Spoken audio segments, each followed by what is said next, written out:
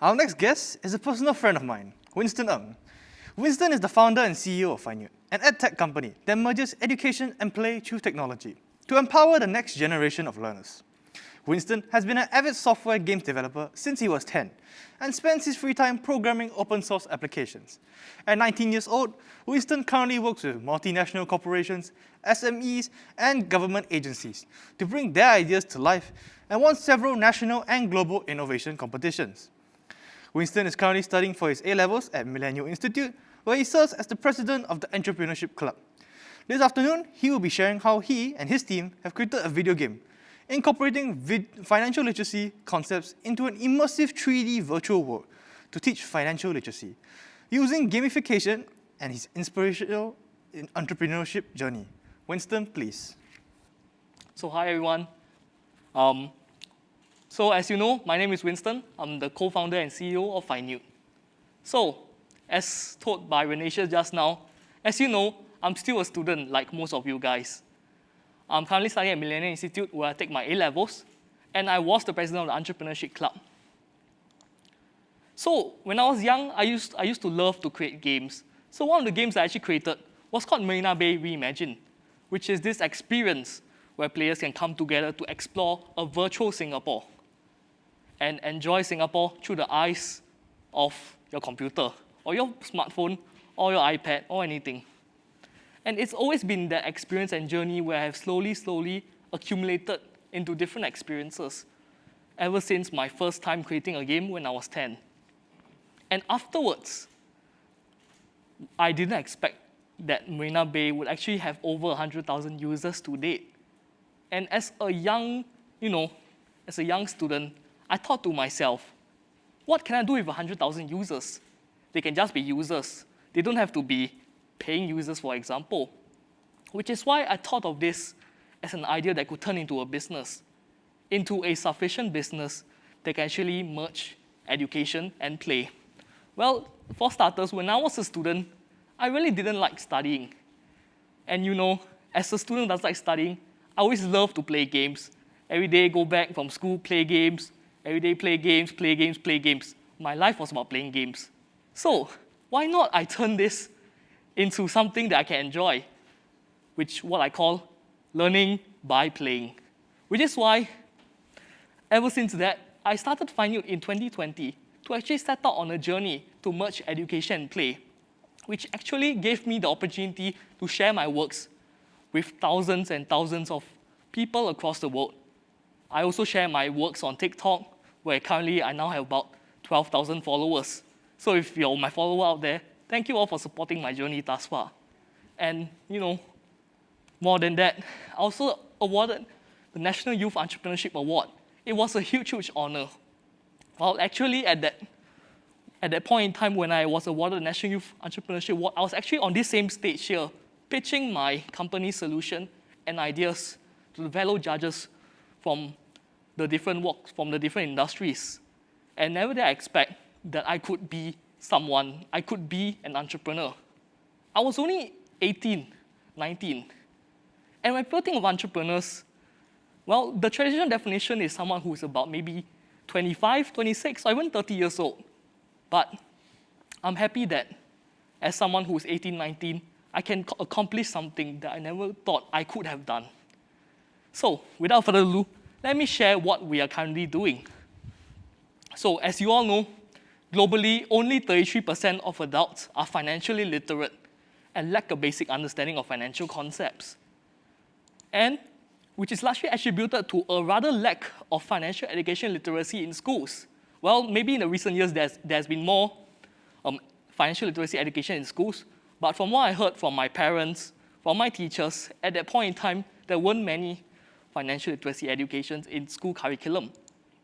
And when they even implemented it, well, this is what you normally see. Well, maybe not this. In an ideal world, it look like this. But in reality, you'll fall asleep one. Like me as a student, I hated lessons. Every lesson was like a chore to me. I hated it so much. So, which is why, what can you do about it? Well, there's been attempts to make financial literacy more engaging, more fun. But it has come into some issues. So this is where the issue that we actually saw, which is the gamification of education. So as you all know, there's many forms of gamification through education, such as through board games. But there are some issues with this form of board games, which is namely, as a board game itself, it's a physical product, and this physical product can only be used within a singular space. So for example, once you leave the classroom, you can't really learn about financial literacy anymore. You're just confined into that classroom space. And secondly, you can't really understand what it's all about.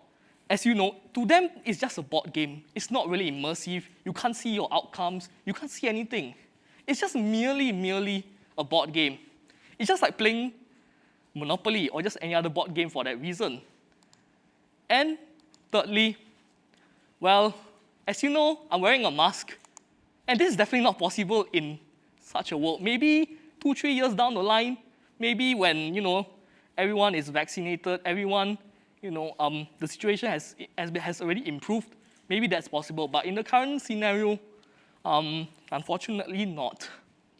Which is why we'll bring financial literacy education to the next level, where we have created a unique product called VandaBay, which is an educational experience which features a virtual economy. So how it works is that you immerse yourself in an open world digital environment, which is inspired by a digital twin, which is a digital twin inspired by Singapore. Where there's this concept of a virtual economy, where there are in-game jobs, there are various sorts of there are open world jobs, and there are also various currencies that can play with, and also an in-game stock market. So without further ado, let me go dive down into the specifics. First is an in-game job system, where, for example, a player, if you want to role play as, for example, a police officer, you can be a police officer. And who knows, as a young person, you might even want to become a police officer in real life. So why not do it in the virtual world, and one day you might become one in the real world. We also have an in-game virtual stock simulation system where we actually use real-life data provided by the various stock exchanges around the world to accumulate it into a virtual space where players can buy, trade, and sell using their virtual currency, which also teaches users how to actually trade in a stock market system effectively in the world of meme stocks. As you know, many people around my age, they just trade using meme stocks. Like they see, GameStop is so popular, I'm just going to buy it. But those have actual no value behind it, which is why we want to educate users on that. And of course, you can solve various quests around the game, talk to non-playable characters, to be in this mission, this quest, where you can, engage with virtual players. So another thing is that it's a multiplayer game experience. So it also brings in the aspect where a board game is. It is sociable. You can play with many people, your friends and family, and it's rather quite engaging as well. So you can engage and play with your friends or family in this virtual experience and learn together with them. And furthermore, as opposed to the real world, you can actually make mistakes without any fear of repercussions. So for example, in the real world, if you buy a hefty sports car with a 10% down payment and you can't afford it, well, too bad lah, bankrupt lah. But in the virtual world, you do that, never mind, got a chance, can always start over and continue. So that's what's so great about what we have done. We created a world where it is a sandbox environment, where you can always fail to learn and learn to fail. Because if you don't fail, you won't know, and you won't actually know about these consequences, which is why you can fail, and it's all right to fail, because everyone makes mistakes. And yes, you can play it anytime, anywhere, on the train, on the bus, on the taxi, anywhere. All right, so VandaBay will actually be out in early 2022, so we hope that when it comes out live, you guys can play it, and I hope you guys will enjoy this educational experience that we have created. So moving on, other than financial literacy education, VandaBay is not just about FinLit, it's about education. So, which is why we had the opportunity to actually use a prototype version of our game experience to actually host National Day. We hosted National Day virtually on our game platform back on August. So as you guys remember, National Day was unfortunately postponed that time from 9th of August to the 21st. But we didn't want to stop the festivities of the postponement of the delay of our national event, which is why we went forward and launched National Day, our virtual National Day celebrations on our virtual platform on the 9th of August to coincide with our festivities and celebrations of our nation's birthday. And we actually had the honor to actually invite Mr. David Chua, the Chief Executive of the National Youth Council, to actually virtually grace our event. And we're very, very honored for that. And let's talk about something that we have been working on that we're rather quite interested and very happy too, which is over the past 1 year, we have been working something exciting with Prudential, where, as you know, Mac was a previous speaker, and we created something awesome and great that's part of financial literacy. So let me share it to you guys. We call it Proquest, which is an innovative game experience where you can actually get to learn and explore in an immersive virtual world experience and learn about financial literacy through a fun and engaging experience. So, this game, well, please download it when it comes out, because we have put in a lot of hard work and effort into creating this game experience. And we promise you that it will be unlike any other gamified financial literacy experience that you've ever seen. So, at Finute, what we do is we merge education and play through technology to empower the next generation of learners. And we hope that we can empower each learner step by step. So now I'll actually be sharing about my entrepreneurship journey. So if you have any questions, do drop them into the Q&A section. But for now, I'll be sharing more about how did I step into this journey. Well, as a young boy, I never thought about owning my own business. I never thought about stepping into entrepreneurship. Because to me, entrepreneurship is something new. It's something that's uncharted territory for me. But once you step into it, there's no returning back. Well, I started off making games. And as you know, games to people is just for playing. It's just for fun. And as a student myself, I hated learning. So I was able to combine these two into creating something that I really love. Something that can actually help others as well. And as you know, Singapore's educational landscape currently, we are one of the best in the world. And we hope that we can, and I want Singapore to be the best in our education system. So we hope that gamified worlds can be something that can actually continue to add on top of the current education, to add on top of current educational materials and lessons, to form a rather learning experience. So as you know, currently learning exists only in the classroom, but we want to take learning beyond the classroom through apps and games, etc. And this is what we strive for. We want to take learning beyond the classroom, beyond textbooks and papers, to make it fun and enjoyable for the younger generation.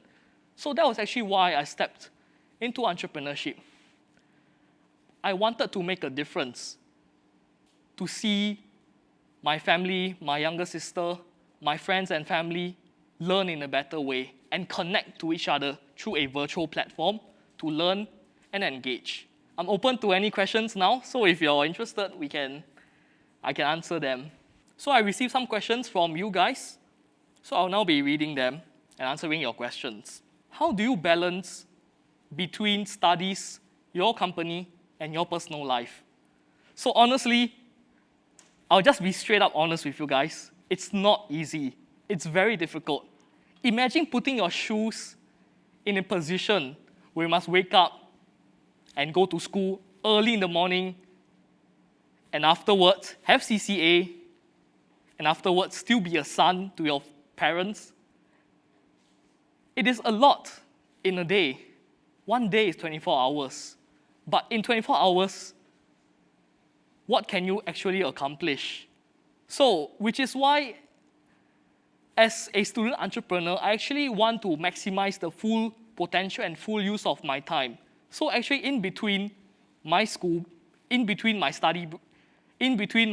lessons and my study breaks, I would actually use that time to further develop my product, or even host meetings with my clients, or even my partners. And you know, back in school, I was actually the Entrepreneurship Club president. And my journey doesn't just stop with my company.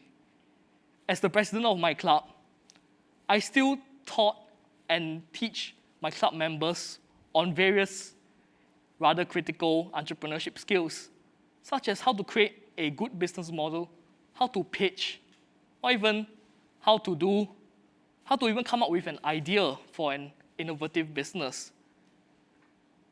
So, time is actually not something that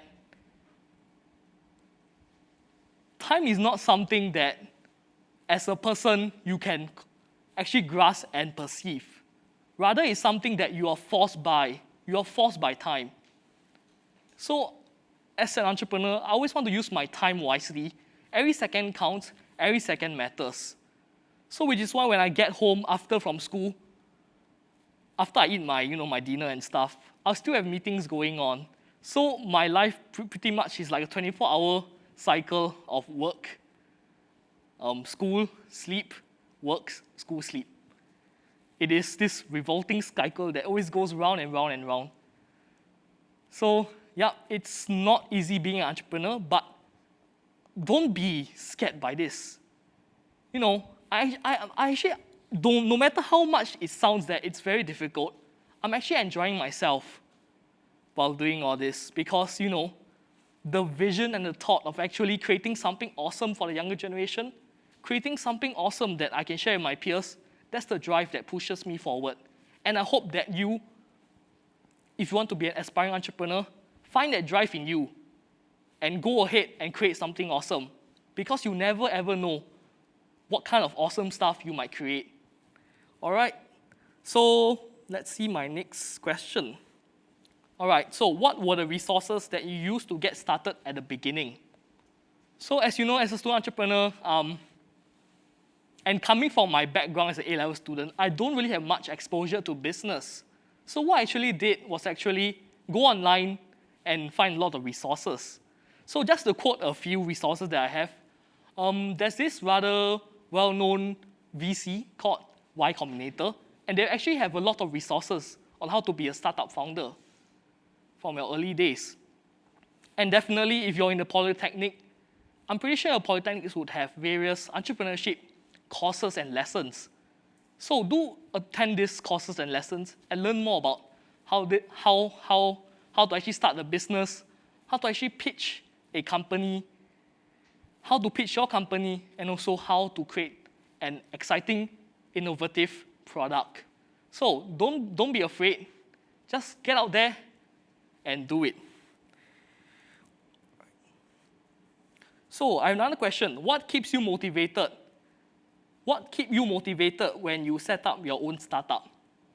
Well, like I mentioned before, it is this belief and passion that one day you actually do something good and change something. Well, for you, it might be a different reason. Maybe for you, you want to do something, let's just say, you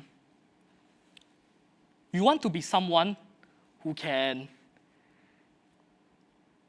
alter the landscape, or you want to be someone who can do something great for society. But all in all, motivation is something subjective to everyone. I can't say this for anyone, but personally to me, my greatest motivation is definitely to see my startup grow, to see my startup get new clients, and of course, to see it change something. For us, it's education. For you, it might be something else. So find that change that you want to be. And once you find that change, that determination, that drive, it will become your motivation.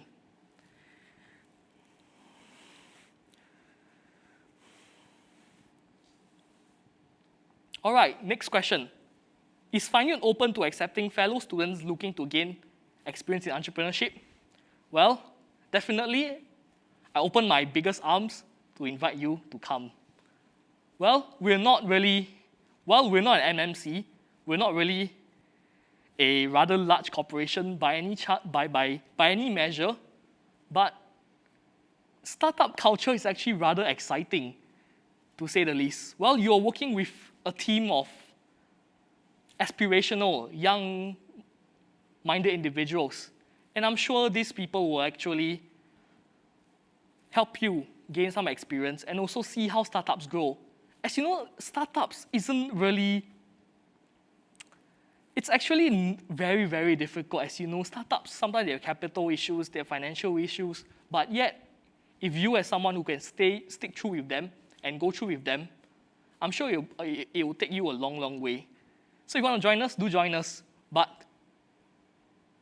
join us with this intent and this heart that you want to change something and do something good.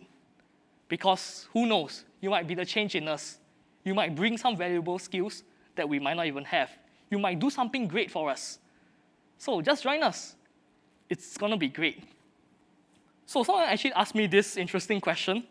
What are your plans for Finute when you're doing your national service? I mean, it's an unavoidable question since there's 2 likes on this question, but let's just say that as a male in Singapore, I'm obligated to serve my country. And definitely when I serve my country, I'll have to step down from my post. But rest assured, we have capable minds and individuals who can take over the job and even lead my company to greater heights. So don't worry about national service. It's another journey for me, but afterwards, I always come back and return to my current journey. So thank you for that question. And yeah. Any advice for someone that wishes to follow you on a similar path as you do? So if you want to come into the EdTech scene, what I can say is the EdTech scene is actually quite crowded in Singapore. As you know, Singapore is actually one of the best markets for education. As you know, parents have a huge emphasis on education. Like you see tuition centers popping up here and there. But in the realm of EdTech, in the realm of technology, there are also many companies out there creating tools that educators can use. So if you want to step into the EdTech industry, well, it is possible, but competition is fierce. So you must create a unique selling product that can differentiate you from the rest of the competition. Well, but as a founder-wise, a founder can be anything, honestly. You don't have to be experienced in a certain field to be a founder, actually. You must have the drive and the vision in you. So don't be afraid to actually step into the EdTech category, even if you don't have so-called a revolutionary new idea. You can pick on a current idea and make it even better. That's as great as creating something new, because what you're doing is improving on something that is already existing and is already in the industry. So you need not need a unique selling product. Just be you and just make your product great and innovative. All right, I've answered all the questions from the floor. So thank you all for listening to me today. And definitely don't give up, do your best, and go all out. Thank you all. Hi, and now can we invite Ms. Tan Ching Ching to present a token of appreciation to Winston? Ms. Tan, please.